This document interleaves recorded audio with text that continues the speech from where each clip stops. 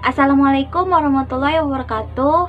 Kami dari kelompok 4. Perkenalkan, nama saya Elsa Octavia, NPM 19520008. Perkenalkan, nama saya Aulia Rahmah, NPM 19520007. Saya Laila Narhasana, MPM 19520064. Kami akan menjelaskan tentang strategi pembelajaran berhitung. Video ini dibuat untuk pemenuhan tugas mata kuliah matematika yang diampu oleh Bapak Muhammad Fahmi Arifin, MPD. A. Pembentukan konsep pra-berhitung. Langkah dasar yang dilakukan guru sebelum melaksanakan pembelajaran yaitu membuat RPP untuk perencanaan pembelajaran. Setelah itu, guru juga membuat RPPM, rencana pelaksanaan pembelajaran mingguan, dan mengembangkannya dalam bentuk RPPH, rencana pelaksanaan pembelajaran harian. Sehingga RPPM dan RPPH tersebut dapat dijadikan acuan atau pedoman guru dalam melaksanakan pembelajaran. Selain itu, guru juga merancang media yang menarik untuk anak. Dalam RPPH tersebut berisi tema atau subtema, sub-subtema, kompetensi dasar, indikator, pijakan lingkungan bermain, pijakan sebelum bermain, pijakan setelah bermain, istirahat, dan yang terakhir kegiatan penutup. 2. Pelaksanaan pembelajaran penanaman konsep berhitung pada anak melalui permainan pencocokan kepingan buah.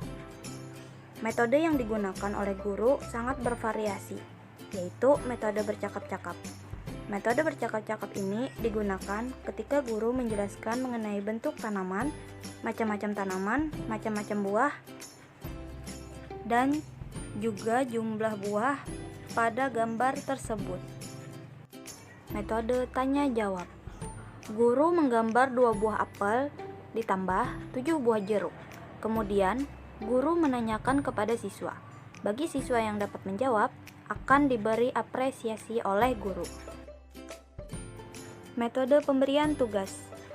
Siswa melakukan permainan yang telah dibuat oleh guru, menggunakan media kepingan buah, yang berbentuk berbagai macam buah dibuat dari kain flanel. Pada kepingan buah tersebut terdapat angka berdasarkan jumlah gambar buah yang ada pada kepingan buah. 3. Evaluasi penanaman konsep berhitung. Penilaian ini dilakukan guru untuk menilai proses pencapaian peserta didik dalam menyelesaikan permainan pada kepingan buah. Guru melihat atau mengamati siswa setiap harinya tentang kemajuan perkembangan pembelajaran yang dilakukan. Baik, di sini saya akan melanjutkan tentang keterampilan numeral, membilang, dan nilai tempat. Yang pertama dulu ada sistem numerasi atau numeral. Nah, sistem numerasi adalah sekumpulan lambang dan aturan pokok untuk menuliskan bilangan. Lambang yang menyatakan suatu bilangan disebut dengan numeral atau lambang bilangan. Lanjut, yang kedua yaitu sistem numerasi yang terkenal. Yang pertama ada Yunani. Matematika Yunani merujuk pada matematika yang ditulis dalam bahasa Yunani antara tahun 600 sebelum Masehi sampai 300 Masehi. Nah, matematikawan Yunani pada periode setelah Iskandar Agung kadang-kadang disebut matematika Helenistik. Matematika Yunani lebih berbobot daripada matematika yang dikembangkan oleh kebudayaan-kebudayaan pendahulunya. Semua naskah matematika pra-Yunani yang masih terpelihara menunjukkan penggunaan penalaran induktif, yakni pengamatan yang berulang-ulang yang digunakan untuk mendirikan aturan praktis. Sebaliknya, untuk matematikawan Yunani menggunakan penalaran deduktif. Bangsa Yunani menggunakan logika untuk menurunkan simpulan dari definisi dan aksioma, dan menggunakan kekakuan matematika untuk membuktikannya. Lanjut, yang B, Romawi. Nah, peradaban Romawi lebih mengedepankan ilmu praksis. khususnya tentang aritmatika. Dalam hal ini, ilmu matematika yang menjadi peradaban adalah matematika langsung, dalam artian dalam bentuk hasil karya atau penerapan matematika itu sendiri. Nah, sebagai contoh penyelesaian matematika dalam hal pembayaran bunga dan soal-soal bunga, penyelesaian pembagian harta waris, pembentukan kalender, dan lain-lain. Geometri terapan sebagai contoh telah dimilikinya rumus menghitung segitiga, terutama segitiga sama sisi, yang rumus aproksimasinya adalah 1/2 3/5 A kuadrat. Contoh bilangan angka Romawi itu misalkan huruf I besar itu artinya 1, huruf V besar itu artinya 5, dan huruf X besar itu artinya 10, dan huruf L besar itu artinya 50. Di sini juga ada kelemahan sistem angka Romawi ya. Yang pertama itu tidak ada angka 0, terlalu panjang untuk menyebut bilangan tertentu, dan terbatas untuk bilangan-bilangan kecil saja. Lanjut, sistem numerasi yang terkenal yaitu Cina. Matematika Cina ini permulaan adalah berlainan bila dibandingkan dengan yang berasal dari belahan dunia lain, sehingga cukup masuk akal bila dianggap sebagai hasil pengembangan yang mandiri. Tulisan matematika yang dianggap tertua dari Cina adalah Zhou Pi Xuanqing yang berangka tahun antara 1200 sebelum Masehi sampai 100 sebelum Masehi. Catatan khusus dari penggunaan matematika Cina ini adalah sistem notasi posisional bilangan desimal yang disebut pula bilangan batang, di mana sandi-sandi yang berbeda digunakan untuk bilangan-bilangan antara 1 dan 10, dan sandi-sandi lainnya sebagai perpangkatan dari 10. Lanjut untuk Hindu-Arab. Nah, sistem numerasi ini disebut juga sistem numerisasi desimal. Sistem angka Hindu-Arab atau sistem angka Hindu adalah suatu posisi desimal, sistem angkanya yang dikembangkan oleh abad ke-9 oleh matematikawan India, diadopsi oleh Persia yaitu Al-Khwarizmi, dan matematikawan Arab yaitu Al-Kindi, dan menyebar ke dunia barat oleh abad pertengahan. Di sini juga ada beberapa konsep dalam sistem numerasi. Yang pertama ada aturan aditif. Aturan aditif ini tidak menggunakan aturan tempat dan nilai dari suatu lambang didapat dari penjumlahan nilai lambang-lambang pokok. Simbolnya sama, nilainya sama dimanapun letaknya.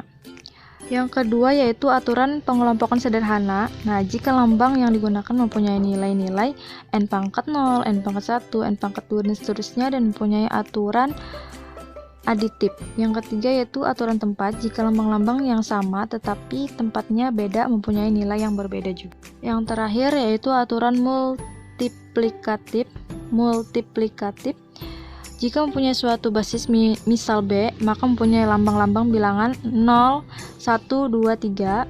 Yang B negatif 1 dan mempunyai lambang untuk B⁻2, B⁻3, B⁻4, serta mempunyai aturan tempat. Lanjut ke Babilonia. Matematika Babilonia ini ditulis menggunakan sistem bilangan seksagesimal basis 60. Dari sinilah diturunkannya penggunaan bilangan 60 detik untuk semenit, 60 menit untuk 1 jam, dan 360 kali 6 derajat untuk satu putaran lingkaran. Juga penggunaan detik dan menit pada busur lingkaran yang melambangkan pecahan derajat. Lanjut ke Mesir, yaitu matematika Mesir merujuk pada matematika yang ditulis di dalam bahasa Mesir sejak peradaban Helenistik. Yunani menggantikan bahasa Mesir sebagai bahasa tertulis bagi kaum terpelajar bangsa Mesir, dan sejak itu matematika Mesir melebur dengan matematika Yunani dan Babilonia yang membangkitkan matematika Helenistik. Pengkajian matematika di Mesir berlanjut di bawah Khilafah Islam sebagai bagian dari matematika Islam, ketika bahasa Arab menjadi bahasa tertulis bagi kaum terpelajar di Mesir. Lanjut Jepang Cina. Sistem angka Jepang adalah sistem nama nomor yang digunakan dalam bahasa Jepang. Angka-angka Jepang dalam menulis seluruhnya didasarkan pada angka Cina dan pengelompokan sejumlah besar mengikuti Cina. Angka Arab lebih sering digunakan dalam menulisnya itu horizontal, dan angka Cina lebih umum dalam menulis vertikal. Lanjut yang terakhir yaitu Maya, berbasis 20 dan ditulis secara tegak. Suku bangsa Maya sudah mengenal bilangan tak hingga. Lanjut yang ketiga yaitu pengertian nilai tempat. Nah, untuk menyebut hasil membilang diperlukan bilangan, dan untuk menyatakan bilangan perlu lambang. Tentu saja kurang praktis dan mempersulit jika setiap dua bilangan yang berbeda mempunyai lambang atau susunan lambang yang sama sekali berbeda. Dapat dibayangkan bagaimana sulitnya kita mengingat jika bilangan-bilangan dari 1 sampai 1000 masing-masing menggunakan lambang yang sama sekali berbeda dan satu sama lain. Next, macam-macam nilai dibedakan menjadi 3. Yang pertama ada nilai logika. Nilai logika ini adalah nilai benar-salah, apabila benar-benar, apabila salah-salah. Dan nilai estetika adalah nilai indah dan tidak indah. Yang ketiga adalah nilai etika atau moral, adalah nilai baik. Selanjutnya, saya akan menjelaskan tentang membuat media pembelajaran berhitung. Yang pertama, berhitung dengan gambar bunga. Media ini dibuat dengan bahan benang wol, kertas, dan spidol. Pertama, benang wol dibuat menjadi bentuk bola-bola seperti bentuk bunga. Setelah itu, betangnya digambar di kertas menggunakan spidol warna-warni. Lalu, benang yang sudah dibuat tadi ditempelkan ke kertas tersebut. Dibuatnya sesuai keinginan dan lalu bisa dijadikan media berhitung. Yang kedua, snack anak juga bisa dipakai untuk media berhitung. Media ini dibuat dengan bahan snack dan kertas yang sudah dikasih angka. Butir snack dihitung lalu dicocokkan dengan kertas yang sudah diberi angka. Yang ketiga, berhitung dengan menggunakan dadu. Media ini dibuat menggunakan benda dadu. Bintik-bintik dadu bisa dihitung dan bahan untuk penambahan seperti pada gambar. Selanjutnya, mencari hitungan yang jumlahnya cocok. Media ini dibuat menggunakan bahan tempat bekas telur yang dilubangi lalu dikasih angka sebagai jawaban. Sedangkan stik es krim dikasih tulisan sebagai soal. Lalu dihitung, setelah mendapatkan jawaban langsung dicocokkan seperti pada gambar. Sekian dari kami. Jika ada kesalahan mohon dimaafkan. Wassalamualaikum warahmatullahi wabarakatuh.